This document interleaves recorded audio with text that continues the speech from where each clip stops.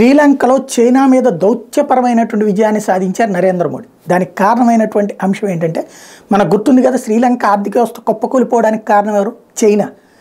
శ్రీలంకకి అప్పులు ఇచ్చి అలవిగాని పనులు చేయించి దాని చేత ఒక కొత్త నగరాన్ని సృష్టించి ఆ నగరానికి వచ్చేవాడు ఎవడు లేడు, ఆ నగరానికి వేసిన రోడ్లు వీటికి లక్షల కోట్ల రూపాయలు అయిపోయినాయి. అది ఆ నిర్మాణాలకు గాను 20-30% కమిషన్లు పాలకులకు ఇచ్చారు.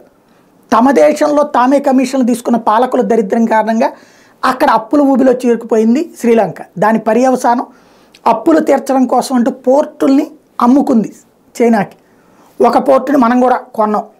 అయితే చైనా చేతిలో పోర్టు ఉండేటప్పటికి అంబతోట పోర్టును అడ్డు పెట్టుకుని చైనా ఏం చేస్తుంది, దాన్ని లీజుకి తీసుకుని తన యుద్ధ నౌకల్ని తనకు సంబంధించినటువంటి, అందులో ఆ షరతులో ఉంది అది వాణిజ్య నౌకల కోసం తప్పించి యుద్ధ నౌకలు కానీ సైనిక నౌకలు కానీ ఉండకూడదని. కానీ సర్వైలెన్స్ నౌకల్ని తీసుకొచ్చి అక్కడ పెట్టి తద్వారా భారతదేశపు అడుగుల్ని మీద కన్ను వేస్తూ వస్తుంది.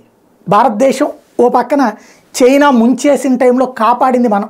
నరేంద్ర మోడీ జోక్యం చేసుకుపోతే శ్రీలంక అంతర్గత కలహాలతో మరొక సిరియాలాగా తయారై ఉండేది. దాన్ని కాపాడింది Bharat.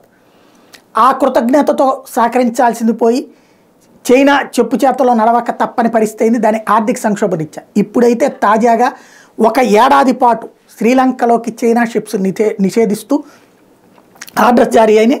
Sri Lanka has banned Chinese research vessels from docking at its ports are operating with its exclusive economic zone EEZ for a period of 1 year. The moratorium was conveyed to India through diplomatic channels. The move comes after Prime Minister Narendra Modi urged Lankan President Ranil Wickremesinghe to respect Indian strategic and security concerns during the meeting on July 21, 2023.